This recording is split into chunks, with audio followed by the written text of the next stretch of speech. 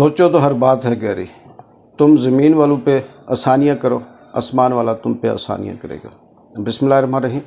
J.Inspired से मैं हूं इकबाल जंजुआ, एक खूबसूरत बात के साथ। कहानी इसलिए नहीं कहूँगा कि मुझे एक दोस्त ने आज बड़ी खूबसूरत बात बताई। उसने कहा कि ये सच है, लेकिन जैसे वो बात थी उससे ये लगता था कि अल्लाह ताला की लाठी वाकई बेआवाज़ है।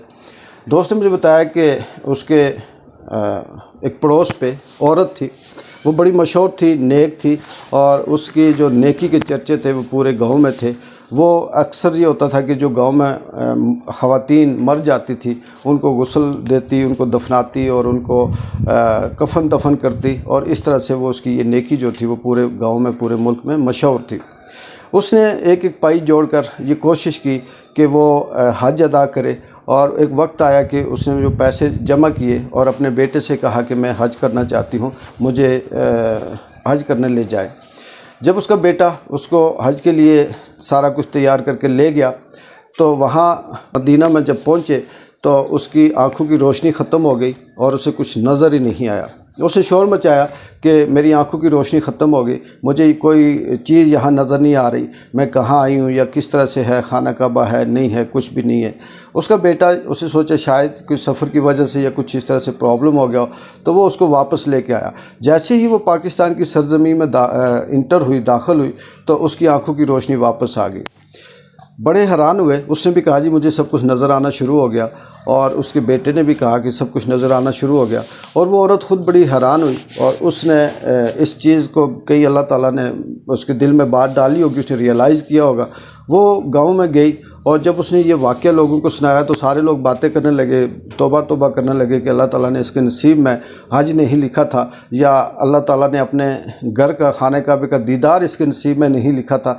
ये ऐसा क्या हुआ, हम तो इसे बहुत नेक और परहेज़गार औरत समझते थे, ये क्या हो सकता है। उस औरत ने फिर लोगों को जमा किया और उसने ख़ुद कहा कि मैं एक बहुत गुनहगार औरत हूँ, मुझसे गलती हुई है। लोगों ने पूछा कि ऐसी क्या बात थी कि तू गुनहगार हो गई, हमारी नज़र में तो तू बहुत अच्छी थी, कफन दफन करती थी, गुस्ल देती थी, और तुमकी नेकी का काम था और उनको दफनाती थी। उस औरत ने बताया कि मुझसे ये हुआ कि मेरा ताल्लुक़, राब्ता जो था एक जादूगर था उसके साथ था। वो इस इलाके का मशहूर जादूगर, काला जादू करता था, और वो मुझे पे करता होता था, पैसे देता था, और वो मुझे ये कहता था कि जब कोई औरत मरेगी उसका जब तो गुस्ल देगी तो ये वाला जो तावीज़ है ये उसके मुंह में डालकर मुंह बंद कर देना और उसे फिर दफन कर देना। तो मैं इस तरह से गुनाह कबीरा करती थी, किसी को पता नहीं चलता था। मैं औरत को गुस्ल देते हुए ये काम कर देती थी, और आज मुझे पता चला कि अल्लाह ताला ने मुझे उस गुनाह की सज़ा दी कि मुझे उसने अपने खाने काबा का दीदार भी नहीं करने दिया और हज भी नसीब नहीं हुआ। मैं माफ़ी मांगती हूँ। जब लोगों ने ये सुना तो उन्होंने तौबा की। इसको मैं क्या नाम दूँ, वाक़या नाम दूँ, कहानी नाम दूँ, या कुछ भी है, बताने का मकसद या ये हमें ये सिखाता है कि जब तक इंसान नशे में, ताकत में होता है तो उससे सब कुछ भूला होता है। वो ताकत ज़रूरी नहीं है कि जिस्मानी हो, वो ताकत उसके पैसों की भी हो सकती है, वो ताकत उसकी बरादरी की हो सकती है, वो ताकत उसके इल्म की हो सकती है, वो ताकत उसके किसी ग्रुप की हो सकती है, और वो उस ताकत को नाजायज़ इस्तेमाल करके बहुत से ऐसे लोग होते हैं माशरे में जिनके साथ वो जुल्म कर रहे होते हैं, और उसका जब वक्त आता है, वो उसकी ताकत जब अल्लाह ताला के साथ जब मुकाबले में आती है तो अल्लाह की ताकत से बढ़कर दुनिया में कोई ताकत नहीं।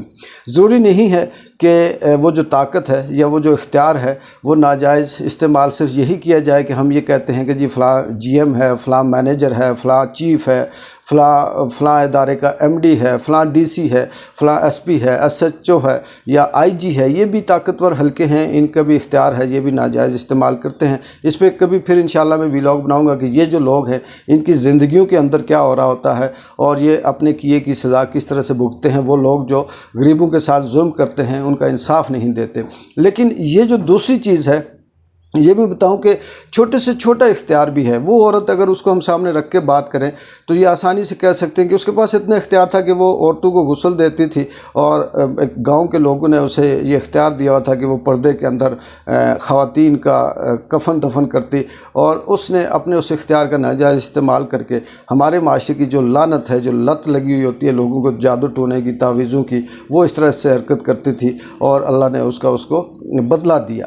اسی طرح سے ہمارے ہاں جو صحافی ہیں ان کے پاس بھی ایک اختیار ہے، وہ قلم کا ہے، بولنے کا ہے۔ جب وہ پیسہ لے کر اپنے حق کے خلاف بولتے ہیں، لوگوں کو گمراہ کرتے ہیں، پیسہ لے کر ایک طاقتور کے حق میں اس کی قصیدہ گوئی کرتے ہیں، اس کی تعریفیں کرتے ہیں، پیسے لے کر بولتے ہیں۔ ہمارے پورے میڈیا ہاؤس جو ہیں وہ اس طرح کا کام کر رہے ہوتے ہیں کہ اپنے ملک کی رجیم چینج کرنے میں، عوام کے ذہن بدلنے میں اپنی کوشش کر رہے ہوتے ہیں، لیکن یہ ایک وقت تک ہے۔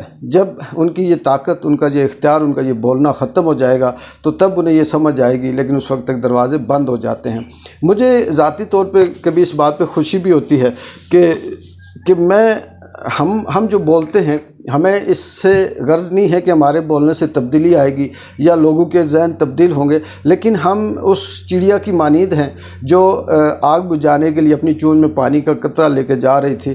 ہم چاہے کوئی سنے نہ سنے، تبدیلی آئے نہ آئے، اس سے فرق پڑے یا نہ پڑے، بولنا ہمارا کام ہے۔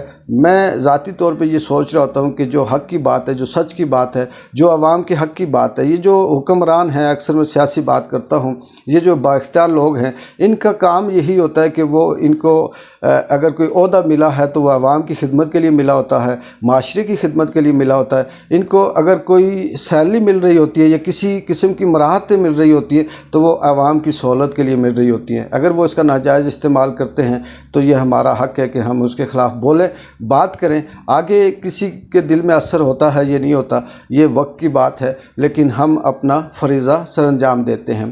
دنیا میں بے شمار ہمارے ارد گرد بھی، روس پڑوس میں بھی، رشتہ داروں میں بھی، دوستوں یاروں میں اور بہت سے جاننے والوں میں ایسے لوگ ہوتے ہیں جو آخری وقت مرنے کے قریب ہوتے ہیں، لیکن وہ یہ کہہ رہے ہوتے ہیں کہ مجھے معاف کر دو۔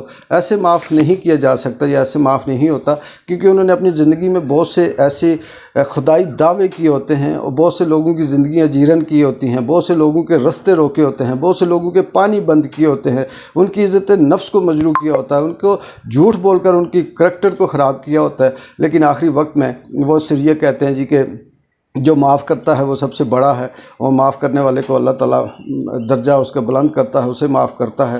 لیکن کیسے اللہ تعالیٰ یعنی اس شخص کو معاف کرے کہ جس کے ساتھ اس نے ظلم کیا ہوا، اس کو اگر وہ نہیں اس سے معافی مانگتا یا اسے ریئلائز نہیں کرتا۔ اللہ تعالیٰ ہم سب کو نیکی کی توفیق دے، اچھائی کی توفیق دے، اپنے اختیار اور اپنی طاقت کو پازیٹیو استعمال کرنے کی توفیق دے۔ اگلی ایک خوبصورت کہانی تک J.Inspire سے اقبال جنجوعہ کو اجازت دیں۔ اللہ حافظ۔